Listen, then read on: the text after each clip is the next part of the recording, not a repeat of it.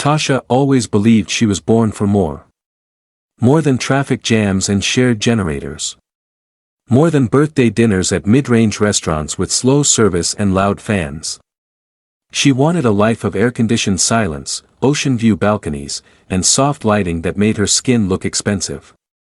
At 27, her nails were always a sharp almond red, her waist cinched by waist trainers and discipline, and her Instagram curated to perfection. A soft life.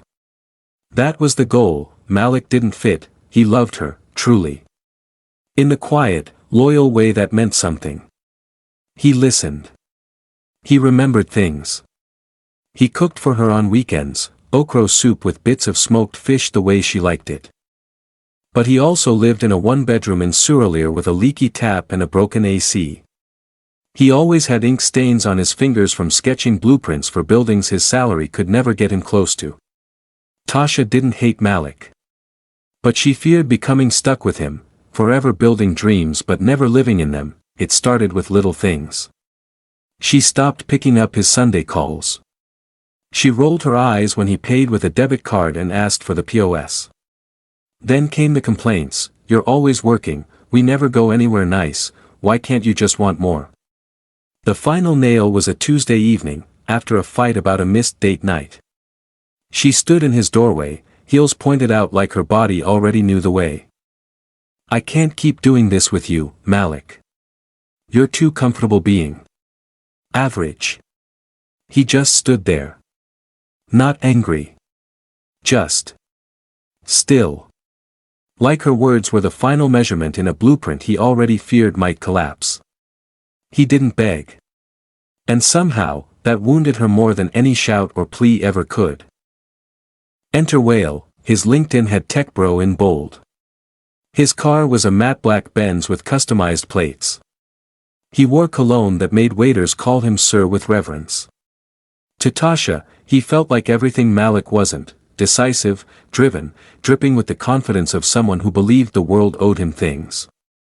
With Whale came upgrades, private dining in Victoria Island, weekend trips to Ghana, and brunches that cost more than her entire monthly rent, but the shimmer cracked quickly. Whale was possessive in ways that didn't feel like love.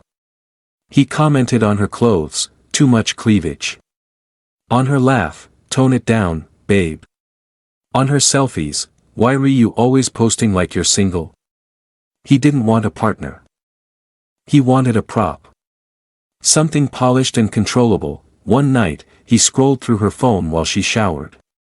When she came out, dripping and half-dressed, he was holding it like evidence. "Who's Amaka? Why does she call you, babe?" The absurdity of it, being interrogated like a cheating wife over a friend's joke, chilled her. She didn't leave immediately. Lifestyle is a hard drug. But bit by bit, her joy drained out. And every now and then, in her quietest moments, Malik's voice would echo, not in words, but in the absence of fear. He never once made her feel small. 2 years passed. Tasha worked in brand strategy now, made good money, and had a fresh set of friends who talked about soft launches and stock options. She wasn't unhappy. But there was a lingering itch. Like she'd climbed the wrong ladder but didn't want to admit the view wasn't worth the climb. Then she heard Malik's name at a gallery event. Malik Bakir? The eco-architect guy. He's doing this insane project in Zanzibar. Some green luxury resort. Genius-level work. The drink stopped midair. She smiled politely, but her heart was thudding. She hadn't even followed his journey.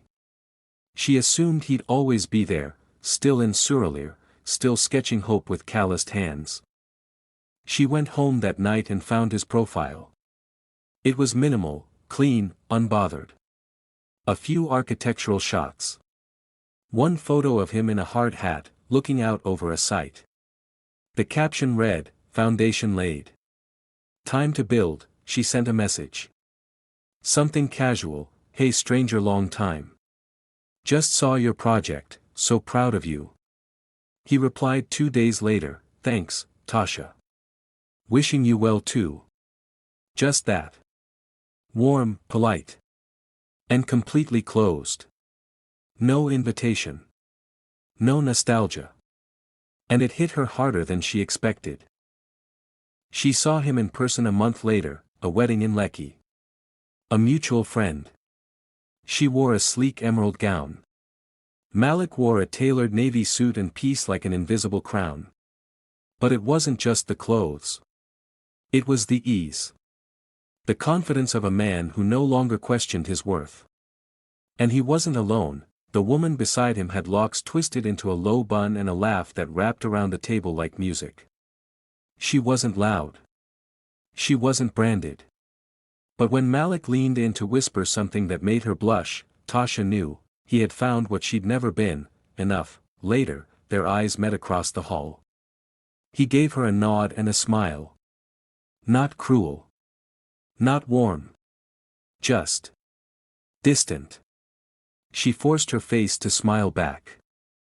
Then slipped into the restroom and locked the door. She stared at herself, the lipstick, the hair, the shimmer. Everything in place. But her heart was a mess of splinters. For the first time, she saw the cost of what she'd chosen. It wasn't the lack of a man. It was the absence of who she could have become beside him. Someone less afraid. Someone cherished. Regret doesn't always scream. Sometimes, it whispers through the years. Tasha moved cities, tried new relationships. Men came and went, some generous, some cruel, none who really looked at her the way Malik did. Not with possession. But with quiet belief. Like she was someone worth betting on. Years passed. She grew wiser. Less vain. She began therapy. Started journaling. She even sent an anonymous donation to a nonprofit she heard Malik's wife had started for underprivileged youth. She didn't want credit. One night, while flipping through channels in her hotel room after a client event, she saw him. Malik, standing on a podium, accepting an international award for sustainable design. He thanked his team, his mentors, and last, his wife, for loving me when my only asset was a dream. Tasha turned off the TV. She didn't cry. Not that night. She just sat quietly, her face illuminated by city lights, wondering how different things might have been if she'd chosen patience over pressure. Substance over sparkle, they say time heals. But some lessons leave a scar, a quiet reminder that the right person at the wrong time is still a loss. And maybe the real cost of leaving isn't the love you lost, but the version of you that might have been found.